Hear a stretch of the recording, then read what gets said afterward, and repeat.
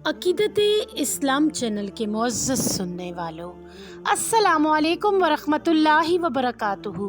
नाज़रीन इकराम, आज की हदीस पाक कीमती कलिमात के बारे में है।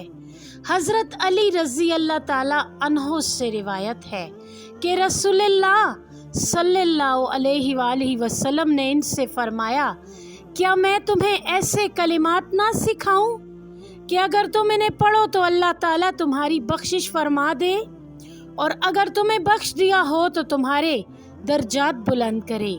वो कलिमात ये हैं, ला इलाहा इल्लल्लाह, यानी अल्लाह के सिवा कोई माबूद नहीं, वो बुलंद और अजीम है।